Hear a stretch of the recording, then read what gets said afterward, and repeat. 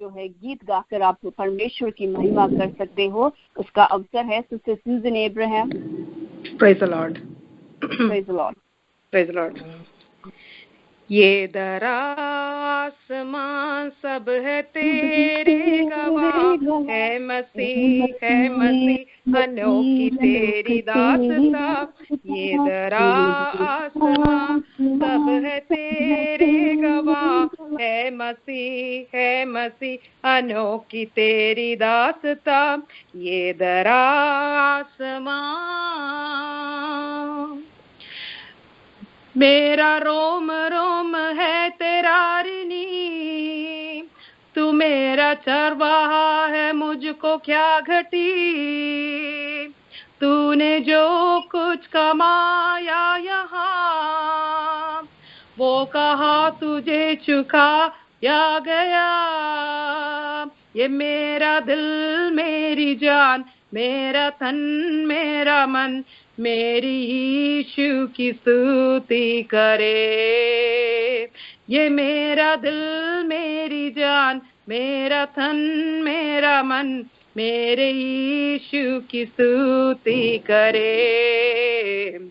ये दरासमां सब है तेरे गवाह, है मसीह अनोखी तेरी दासता।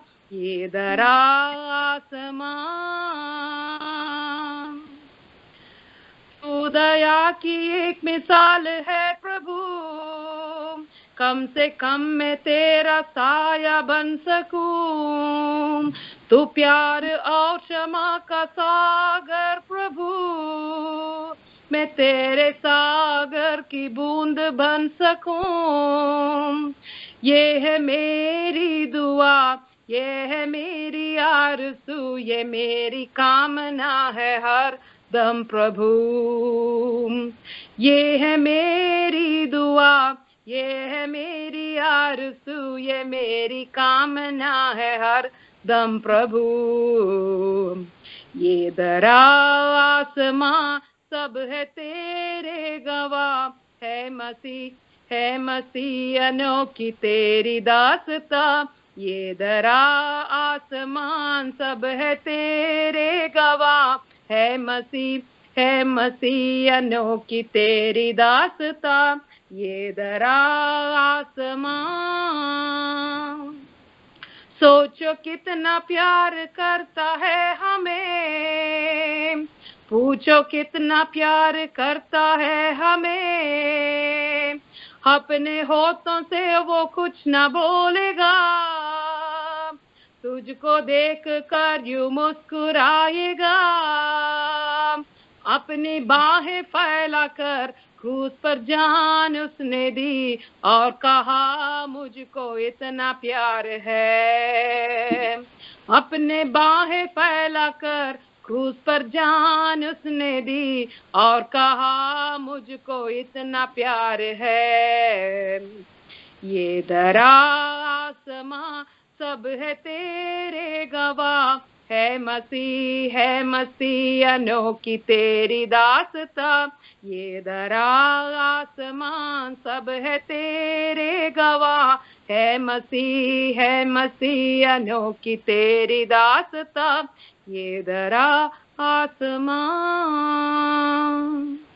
आमीन। शुक्रिया सिस्टर सूजन, परमेश्वर आपको बहुत ऐसे आशीष प्रदान करे। बहुत ही सुंदर तरीके से जो है आपने एक बहुत ही पुराना एक गीत को गाया है। धरती और आसमां जो है परमेश्वर की गवाही का जो है वर्णन करती है, और परमेश्वर का जो प्रेम बहुत ही अनोखा है।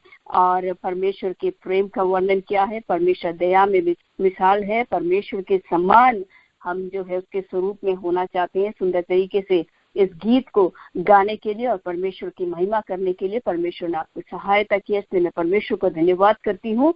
परमेश्वर जो है आपके परिवार को बहुत ऐसे आशीष प्रदान करे और सेवकाई में जो है बड़े हिम्मत के साथ आपको इस्तेमाल करे, ये मेरी प्रार्थना है। आगे हम वचन से सुनेंगे और आज रात को हमारे बीच में वचन से बांटने के लिए पैस्टर जस्टिन साबू हैं। Pastor Justin. Hello, praise the Lord. Praise the Lord पैस्टर।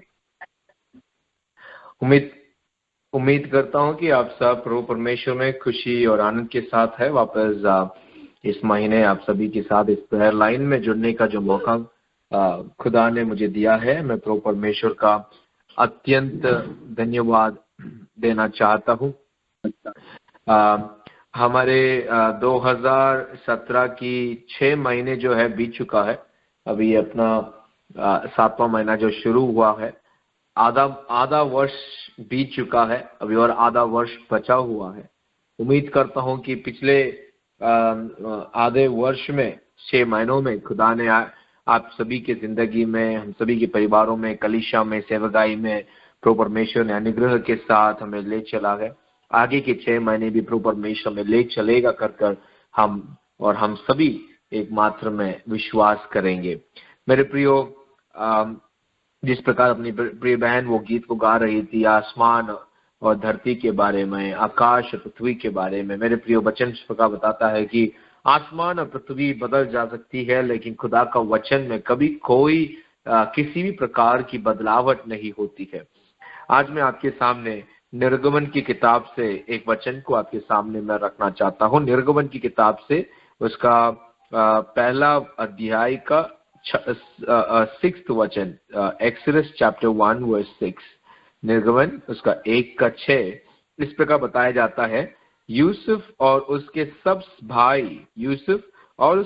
भाई और उस पीढ़ी के सब लोग मर मिटे।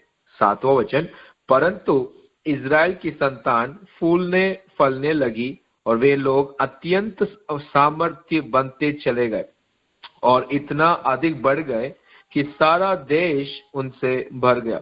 बड़ी सुंदर सा वचन है ये। यहाँ पे जिस प्रकार हम पढ़ते हैं, यूसुफ और उसकी कहानी हम सभी परिचित है।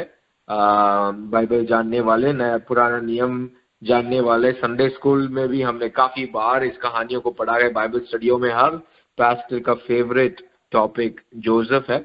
बहुत ही ब्लेसेड एक व्यक्ति के तौर पर हम पुराने नियम में देखते हैं। यूसुफ के बारे में हम सभी एक चीज तो जानते हैं कि वो एक दर्शन देखने वाला व्यक्ति था, सपना देखने वाला व्यक्ति था।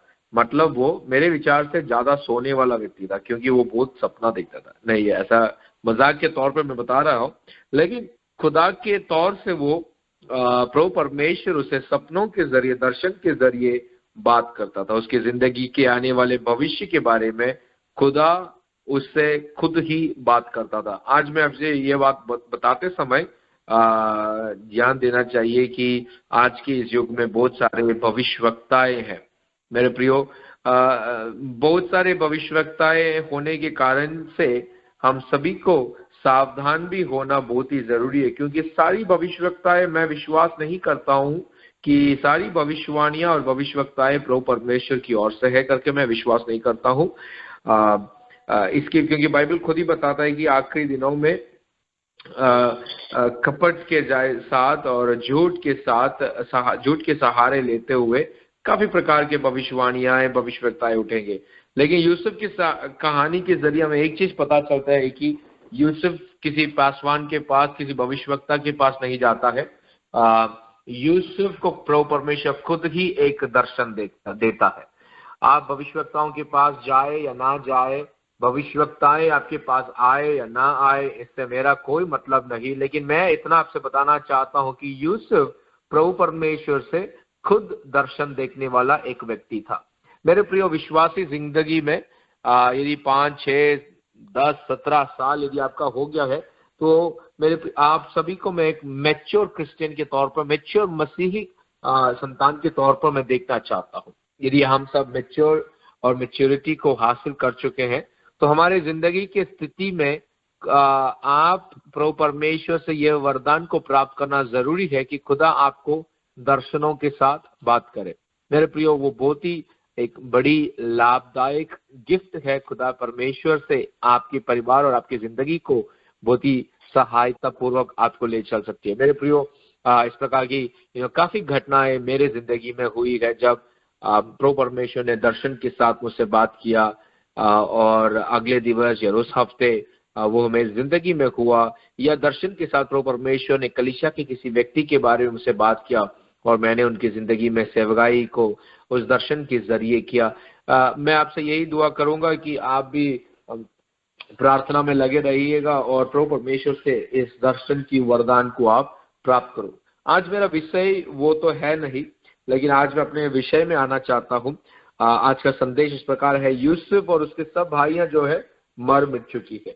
दर्शन देखने वाला, दर्शन बताने वाला, जिसको भी दर्शन सुनाया, वो सारी पीढ़ी मर मिट चुकी है।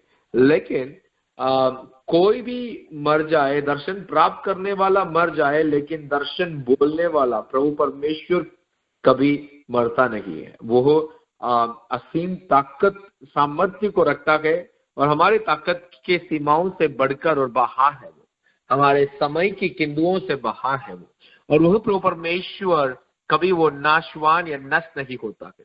यूसुफ और उसके सब भाइयां मर चुके हैं, उसके सारे दोस्त लोग जो है मर चुके हैं, उसकी सारी पीढ़ी जो है नष्ट हो चुकी है। लेकिन प्रभु परमेश्वर का वचन बताता है, परंतु इस्राएल की संतान फूलने और फलने लगी। यह वायदा उनको कब मिला मेरे प्रियो? इब्राहिम के जरिए यह वायदा मिला, इसहाक के जरिए यह वायदा हुआ, और याकूब के जरिए यह वायदा आगे की ओर बढ़ने लगा। यूसुफ के जरिए यह वायदा कंप्लीशन की ओर प्रभु परमेश्वर ले आता है, क्योंकि वहां से 70 लोगों को लेकर वह गोशान नाम की जगह इजिप्ट में ले आता है, और यहाँ पर 70 लोगों को बसाता है अपने परिवार के। और 70 से प्रभु परमेश्वर लगभग 400 साल कैदी की जिंदगी जीने के बाद मूसा नबी के जरिए जब इस्राएल के लोग अपने कनान के देश की ओर जाते हैं, हम सभी को वो कहानी मालूम है, लगभग 600,000 केवल पुरुष ही गिनती में आए जाते हैं। 70 से 600,000 जो है बन जाता है, फ्रॉम 70 to 600,000 in 400 years। प्रभु परमेश्वर असीम ताकत के साथ उनकी जिंदगी में आशीष और अनुग्रह को भरपूरन देता है। मेरे प्रिय, मैं आपको क्या बता रहा हूँ इसके जरिए? ये बताना चाहता हूँ पहली वचन कि यहाँ पे इस प्रकार बोला जाता है कि यूसुफ और उसके सारे भाइयां जो है मर चुकी है। भविष्यवाणी, भविष्यवक्ता, दर्शन, दर्शक सब मर जाएंगे, लेकिन यदि खुदा ने कुछ बोला है उसका वचन कभी मरता नहीं है।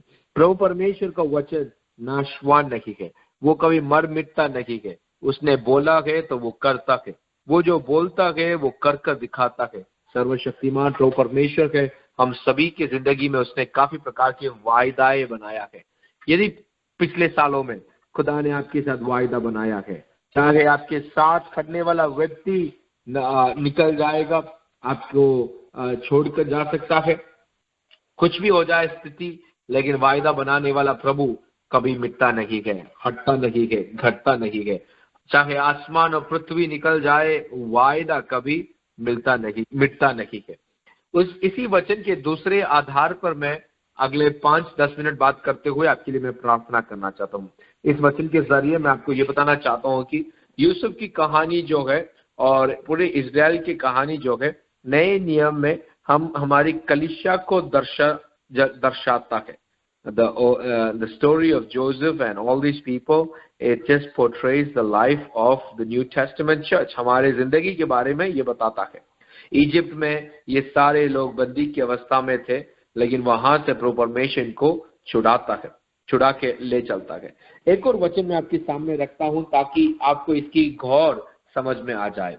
यहाँ पे इस प्रकार 8वीं वचन इस प्रकार बोला जाता है, यहाँ पे मिस्र में एक नया राजा आया। कौन है ये नया राजा? एक ऐसा राजा जो यूसुफ को नहीं जानता था। बाइबल बताते हैं एक ऐसा राजा जो यूसुफ को नहीं जानता था। मिस्र में एक नया राजा गद्दी पर बैठा जो यूसुफ को नहीं जानता। उसने अपनी प्रजा से कहा, देखो इजरायली हमसे गिनती में और सामर्थ्य में अधिक बढ़ चुके हैं। नियरली 200 इयर्स हो चुका है इजराइल के ये सारे लोग जो है इजिप्ट में आकर, और इन 200 इयर्स में ये इजिप्ट की गिनती से ज्यादा इजराइल के बच्चों की गिनती जो है बढ़ चुका है। इससे क्रोधित होते हुए नया राजा बताता है कि इनकी गिनती बढ़ चुकी है, इनकी सामर्थ्य हमसे अधिक बढ़ चुकी है। इसलिए 10वां वचन, इसलिए आओ हम उनके साथ बुद्धिमानी से बर्ताव करें, कहीं ऐसा ना हो कि जब वे बहुत बढ़ जाए और यदि संग्राम का समय आ पड़े तो हमारे बैरियों से मिलकर हमसे लड़े और इस देश से निकल जाए। मैं आपकी चिंता उस वचन की ओर ले आना चाहता हूं जहां पे इसमें का बताता है कि वे हमारे बैरियों से मिलकर हमसे लड़े और इस देश से निकल जाए। एक चीज मुझे और आपको समझना चाहिए, इन दिस क्रिश्चियन लाइफ हम और आप प्रभु परमेश्वर को जानने से पहले शत्रु के कब्जा में थे, शैतान के अधीन में थे। मेरे प्रियो, हमें यह समझना चाहिए कि शत्रु कभी नहीं चाहता है कि हम उसकी अधीन से निकल जाए।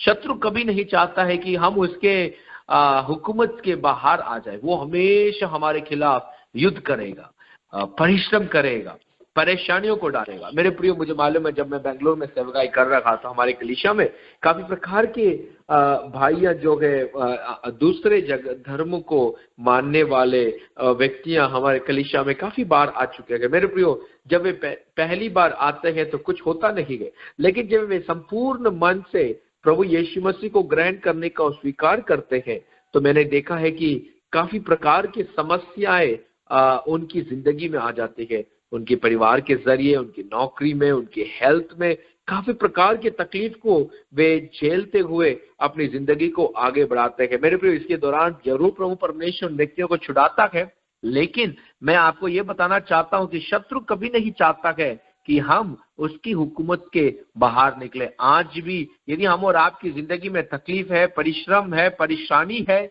दुख है, तो इसका मतलब यही है कि शैतान हमेशा यही प्रयास करता है, वो एक गरजने वाली सिंह की तरह हमेशा यही प्रयास करता है कि कब किसको फाड़ खाए। डराता रहता है हमको, कपाता रहता है हमको, ताकि हम उसकी जाल में फंस जाए। लेकिन आज मुझे आपको ये बताना है कि प्रभु परमेश्वर की वायदा हमारे साथ है।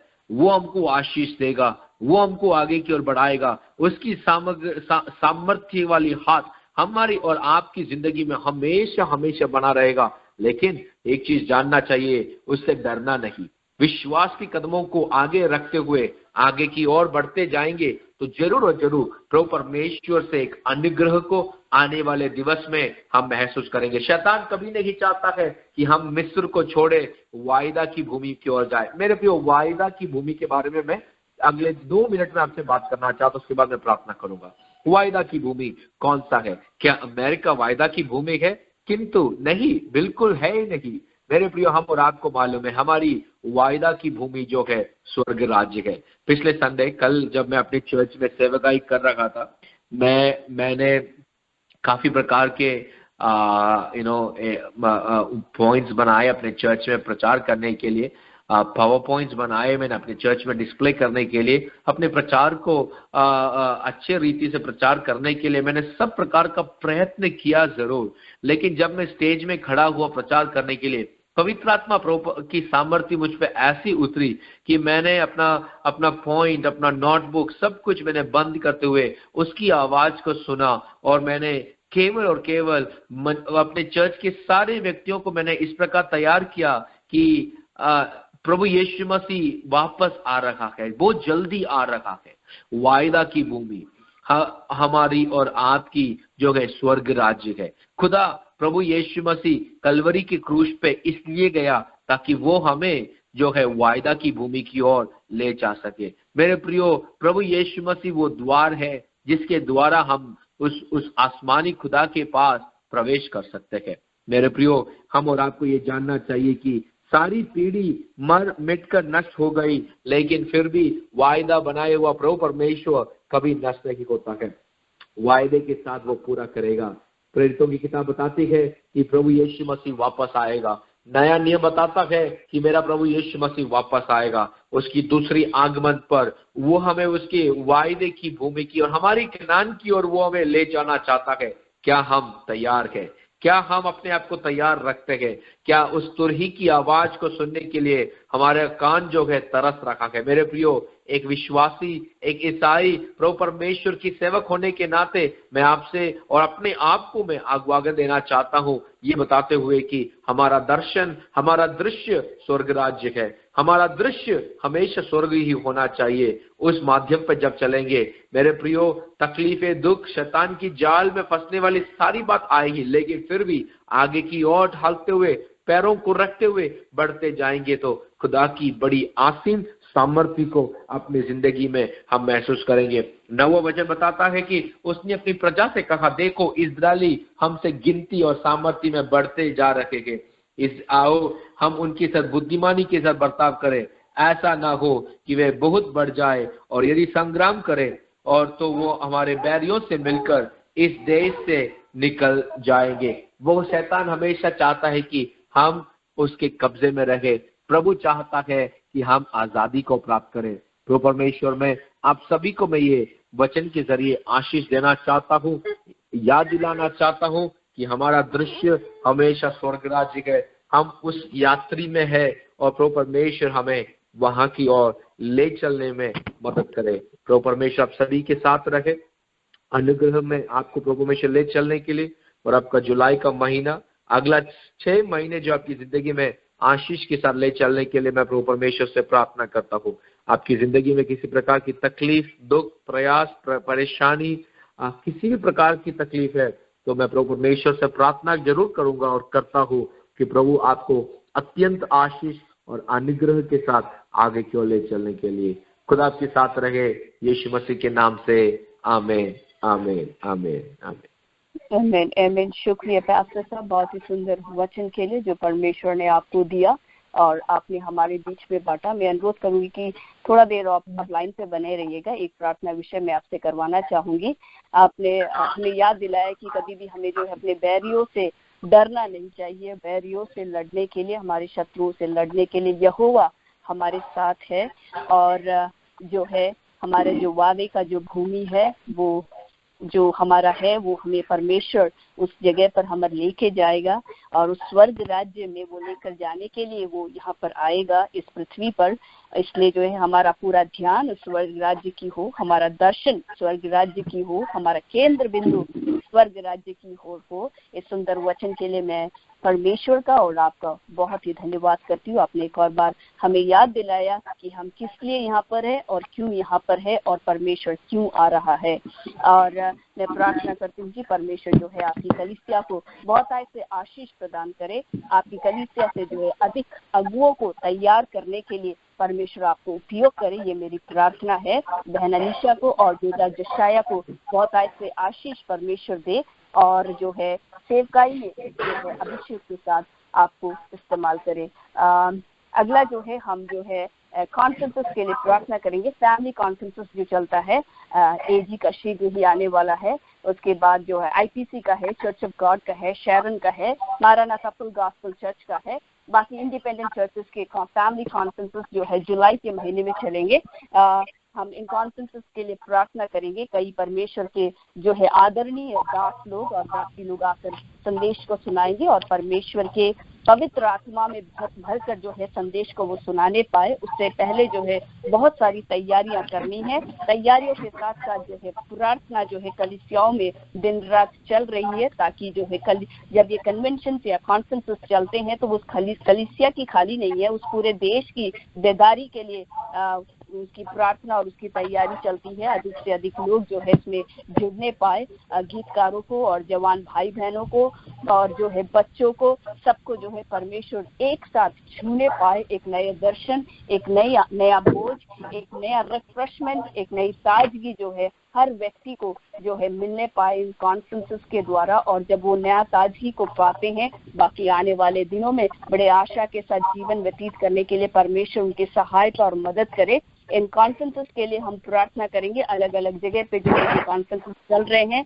दिन रात जो है प्रभु के दास दासियां इसके पीछे कार्य कर रहे हैं, इनके लिए हम प्रार्थना करेंगे। साथ ही साथ जितने लोग यात्रा कर रहे हैं, काफी सारे लोग भारत में यात्रा कर रहे हैं और करने जाएंगे। कई लोग वापस लौट कर आ रहे हैं। कई लोग जो है मिशन ट्रिप में जो है वो यात्रा करें। उनकी यात्राओं के लिए हम प्रार्थना करेंगे। परमेश्वर जो है हर व्यक्ति को जो है उसके डेस्टिनेशन में, उनके लक्ष्य में जो है सुरक्षित पहुंचाने पाए, उनके सामानों की सुरक्षा होने पाए।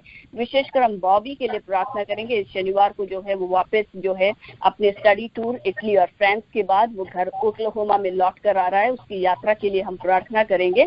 और जितने भी प्रभु के दास दासियां लोग इन दिनों में केरल और बाकी जगहों पर जो है भारत के भिन्न जगहों पर और इस विश्व भर में जहाँ जहाँ जो है यात्रा कर रहे हैं, कई लोग जो है कॉन्फ्रेंसेस के लिए यात्रा कर रहे हैं अलग अलग देशों में, राज्यों में, राष्ट्रों में, उनके लिए हम प्रार्थना करेंगे यात्रा की जो है सुरक्षा उनके जीवन में रहने पाए और सामर्थ्य के साथ और अधिकार के साथ और जो है पूर्ण परमेश्वर से जो है दर्शनों को प्राप्त कर वचन को प्राप्त कर जो है संदेशों को वो बोलने पाए और सुसमाचार को वो सुनाने पाए। इन दो विषय के लिए यदि पास्टर जस्टिन आप इन विषय के लिए यदि प्रार्थना करें। जरूर। खुदा, मैं आपके चरणों में वापस एक बार आता हूँ। हम सब भाई बहन मिलकर एक मकसद के लिए काम कर रहे हैं ताकि आपका राज्य विस्तार हो, आपकी बच्चे प्रभु परमेश्वर आप में बढ़े। और हम चाहते हैं खुदा कि ये जो फैमिली कॉन्फ्रेंस इस समय पर हो रखा गया, इसके जरिए बड़ी आशीष प्रभु परमेश्वर पूरे देश में फैलने के लिए हम आपसे प्रार्थना करते हैं। तेरा असीम सामर्थ्य पिता परमेश्वर हमारे सारे व्यक्तियों को छू कर हम प्रार्थना करते हैं कि उनकी जिंदगी में बड़ी रूपांतर को ले आए, बड़ी बदलावट को ले आए। तो चमत्कार उनके जरिए उनके परिवारों में करने के लिए हम तो सब प्रार्थना एवं विनती करते हैं। तेरी सामर्थ्य हो, तेरी आशीष हो इस सारे फैमिली कॉन्फ्रेंसेस। पिता परमेश्वर AGIFNA के लिए धन्यवाद जो इस महीने के अंत में आने वाला है। चर्च ऑफ गॉड की कॉन्फ्रेंस के लिए धन्यवाद जो अगले हफ्ते है। पिता परमेश्वर IPC कॉन्फ्रेंस के लिए धन्यवाद, शैरोन की कॉन्फ्रेंसेस के लिए धन्यवाद। परमेश्वर आगे आने वाले सारे कॉन्फ्रेंसेस में खुदा तेरी ताकत और तेरी अनुग्रह रहने के लिए हम तो सब प्रार्थना एवं विनती करते हैं। पिता परमेश्वर तेरी सहायता हम चाहते हैं। तो परमेश्वर इस समय पर रोग की अवस्था में चिंतित परेशानित विषयों में अपने माथा मारने वाले हर एक व्यक्तियों को आपके हाथों में देते हैं। प्रार्थना करते हैं खुदा तेरी सामर्थ्य होने पाए। वचन फैलाने वाले आपके दासों के लिए धन्यवाद जो अमेरिका के काफी जगहों में परिश्रम कर रखे गए। हम प्रार्थना करते हैं कि खुदा उनके द्वारों को तो खोल दे, उनके अंदर भीतर पिता लोग भरकर आने के लिए हम आपसे प्रार्थना करते हैं। खुद समय पर हम प्रार्थना करते हैं तेरी आशीष अनुग्रह के लिए महिमा आपको अर्पण करते हैं। सब व्यक्तियों को तेरी आशीष से भरपूर करे यीशु मसीह के नाम से ही, आमीन आमीन आमीन। शुक्रिया पास्टर साहब, परमेश्वर आपको एक मिनट में एक चीज मैं बताना चाहता हूँ जो मैं बीच में भूल गया था। इस महीने की 15 तारीख को हिंदी में हमारे चर्च में, यदि आप डैलस से है तो जरूर आप इसमें भागीदारी हो सकते हैं। हिंदी भाषा में एक वर्शिप नाइट हम आयोजित कर रखे गए। 15 जुलाई सैटरडे है वर्शिप नाइट जो है। भारत से, बॉम्बे से पास्टर इमैनुअल गोलार हमारे बीच में रहेंगे। बड़े अच्छे परमेश्वर की दास है, वर्शिप लीडर है। आप यूट्यूब में काफी उनके गानों को आप देख सकते हैं। प्रभु उनको देश विदेश में उपयोग कर रखेंगे। आपके पास यदि समय है तो शनिवार शाम को 7 बजे से जुलाई 15 को मेरी तरफ से आपके लिए एक पर्सनल इनविटेशन है। आप सभी मिलकर आइएगा, हम मिलकर खुदा की आराधना करेंगे हिंदी भाषा में। मुझे इस प्रकार प्रचार करने के लिए जो समय मुझे दिया जा रहा है, आप सभी को मैं धन्यवाद देना चाहता हूँ। प्रभु आप सबको आशीष करें, आमीन। शुक्रिया पास्टर साहब, आपके जो है निमंत्रण जो आपने जो दिया उसको हम स्वीकार करते हैं। डैलस शहर में जितने लोग हैं या फिर अन्य शहरों में जिन्होंने इस न्योता को सुना है, आप की आजादी है, आप जा सकते हो 15 तारीख जुलाई को। और जो है हिंदी भाषा में जो है परमेश्वर की आराधना आप मिलकर वहाँ पर कर सकते हैं। और पास्टर मैं कोशिश करूंगी कि मैं आने की, लेकिन मैं वादा नहीं कर सकती, लेकिन जरूर मैं कोशिश करूंगी कि मैं उधर आऊं और जो है परमेश्वर के साथ हिंदी भाषा में जो है परमेश्वर की महिमा कर पाऊं। हम इस प्रेयर लाइन के जो है अंतिम चरण में हैं और अंतिम प्रार्थना विषय बोलने से पहले दीदी यदि कोई प्रेज रिपोर्ट और या फिर दूसरा कोई प्रेयर रिक्वेस्ट हो तो अभी आप बोल सकते हो। Praise the Lord. परमेश्वर का धन्यवाद हो। पिछले दिनों में विशेषकर पिछले 1 साल से हमारा एक प्रार्थना विषय था Pentecostal conference of North American Keralites 2017 के लिए प्रार्थना निरंतर हम करते आ रहे थे। This year we had big responsibility in it, so God has given us more burden and आप लोग ने सभी ने उस विषय के लिए प्रार्थना किया। मैं परमेश्वर का धन्यवाद करना चाहती हूँ। पिछले हफ्ते थर्सडे टू संडे हमें भी ओहायो स्टेट में जाकर कोलंबस में परमेश्वर की स्तुति महिमा करने के लिए परमेश्वर ने सहायता किया। कल रात को हम वापस आए। हस्बैंड अभी भी वहाँ पे हैं, उनका बाकी कार्य कंप्लीट कर रहे हैं। प्रार्थना की हर एक भाई बहनों को, प्रभु के दास दासियों को, परिवारों को मैं धन्यवाद देना चाहती हूँ। विशेष कर 35 पीसी नैक कॉन्फ्रेंस का एक नया कार्य था। वहाँ पे हिंदी में भी एक सेशन था, बहुत ही अनुग्रहित। आप लोग ने बहुत लोग उसको लाइव देखा होगा।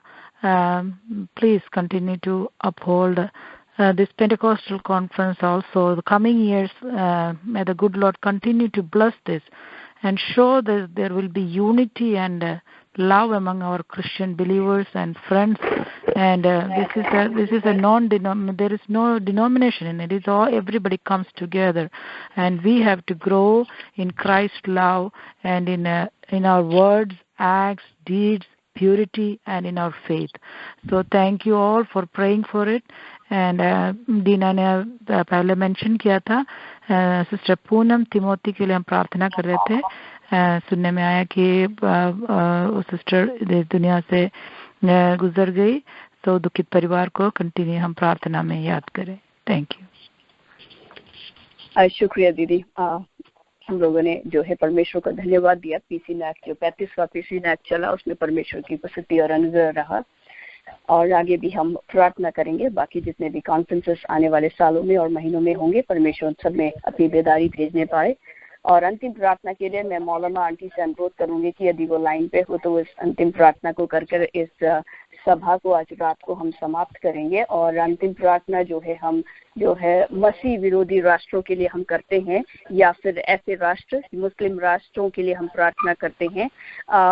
विशेषकर जो है ऐसे राष्ट्रों के लिए, देशों के लिए हम प्रार्थना करेंगे जहां पर बहुत अधिक जो है मसीह लोगों को सताया जाता है। सताव बहुत अधिक है, और सताव के मध्य में भी, उसके बीच में भी जो है प्रभु के सेवक लोग और विश्वासी लोग बिना हिम्मत हारे हुए परमेश्वर में बने रहने के लिए, वचन में बने रहने के लिए, और बहुत ही धैर्य के साथ और हिम्मत के साथ सुसमाचार के संदेश को फैलाने के लिए परमेश्वर उनकी सहायता और मदद करे, और प्रभु की बातों में, आत्मिक बातों में वो बढ़ने पाए।